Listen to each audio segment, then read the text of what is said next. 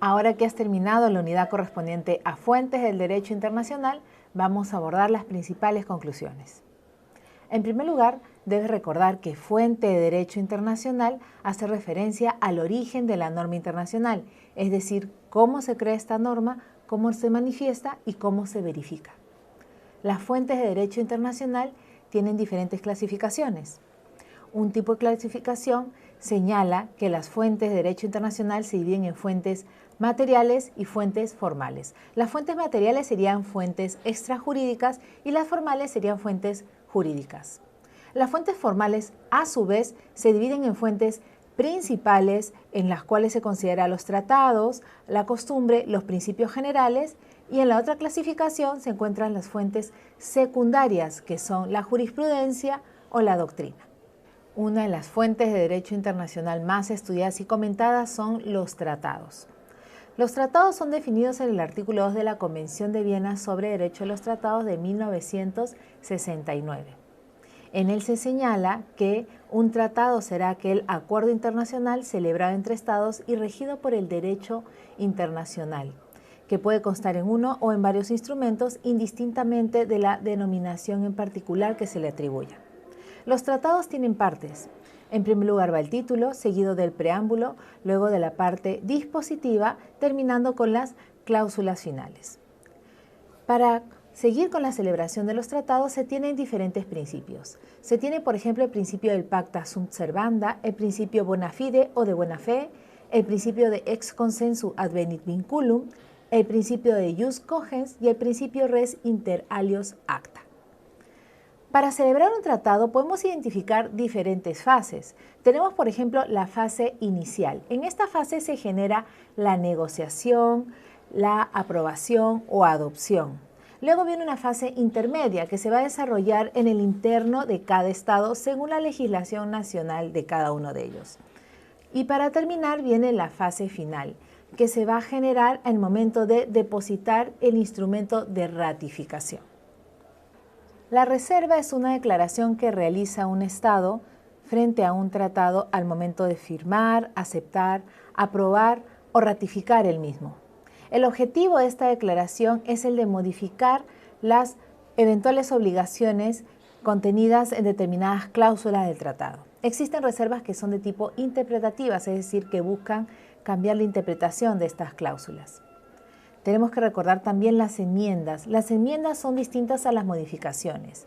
Las enmiendas van a consistir en aquellos cambios que se realizan a determinadas estipulaciones del tratado y que van a tener efecto a todas las partes. En cambio, las modificaciones son cambios en las cláusulas, pero que van a tener efecto únicamente a algunas partes del tratado, es decir, a 2 o 3 partes del tratado y que cuentan con la aprobación del resto de Estados miembros.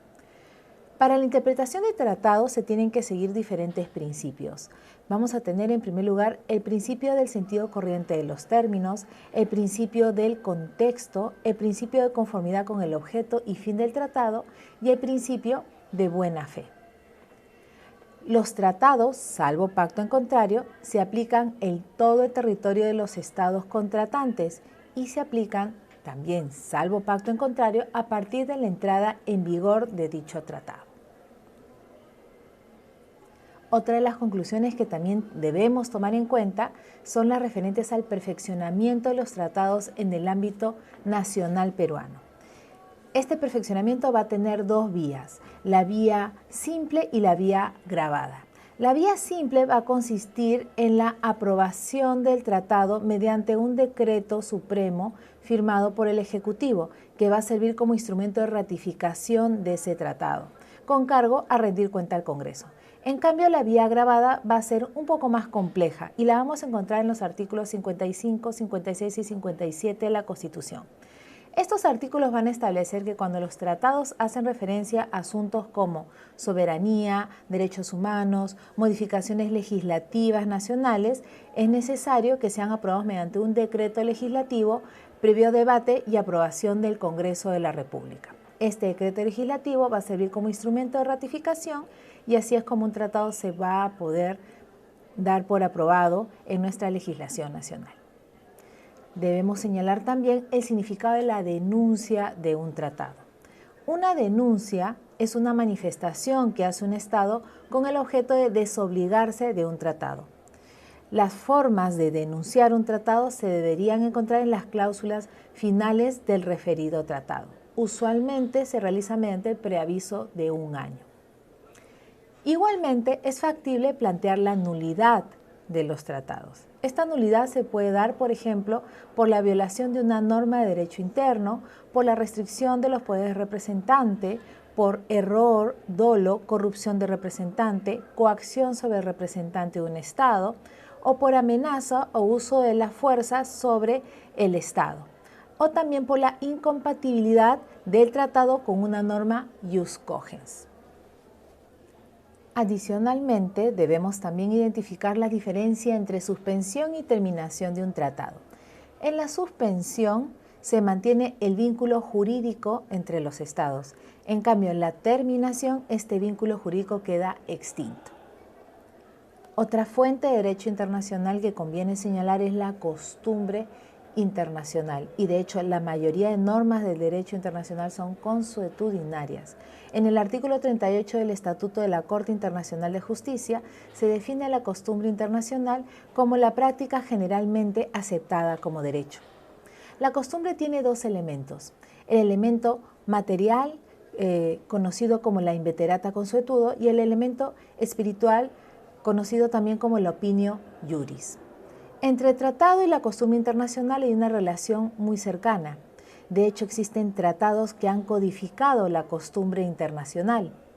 Hay tratados, en cambio, que han devenido en costumbre internacional, y hay tratados que han confirmado la costumbre internacional. Otra fuente principal del derecho internacional son los principios generales.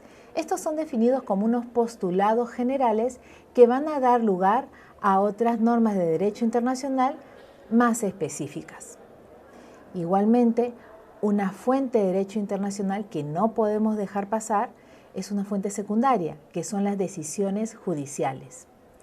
Estas decisiones judiciales son emitidas por tribunales internacionales y se van a encargar de verificar el derecho internacional, verificar la existencia de normas internacionales. Otra fuente del derecho internacional es la doctrina de los publicistas. Esta está conformada por publicaciones, opiniones, incluso resoluciones de congresos internacionales, y va a contribuir a la interpretación, comprensión e inclusive aprendizaje del derecho internacional. Hablemos ahora en nuestras conclusiones sobre las fuentes emergentes del derecho internacional. Vamos a tener en primer lugar a la equidad. La equidad es un criterio que puede ser utilizado por los tribunales internacionales a fin de impartir el fin último del derecho, que es la justicia. En la Corte Internacional de Justicia es factible que este tribunal haga uso de los criterios equitativos siempre y cuando se encuentren en el marco de las normas internacionales. Si es que existe una eventualidad en la cual el tribunal se extralimite del marco normativo internacional, entonces debe pedir autorización a las partes. Otra fuente emergente del derecho internacional son las resoluciones de las organizaciones internacionales. Y de hecho estas pueden ser fuente de obligaciones internacionales, toda vez que en el tratado constitutivo de la organización internacional se puede estipular que determinadas decisiones de la organización sean vinculantes u obligatorias a los Estados partes.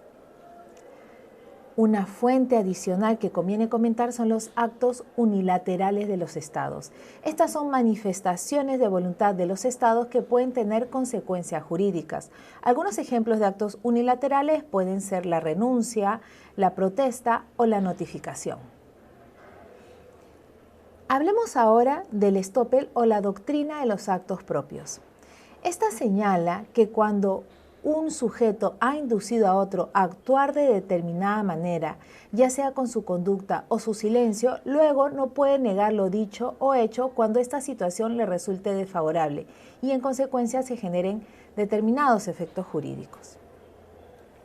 Finalmente, una fuente de derecho internacional calificada de emergente es el soft law. El soft law consiste en aquellos documentos o decisiones que probablemente no tienen carácter vinculante, sin embargo tienen una gran relevancia jurídica porque en el futuro pueden generar obligaciones internacionales. Dicho esto, hemos abordado las conclusiones de esta unidad. ¿Qué te parece? Continuemos.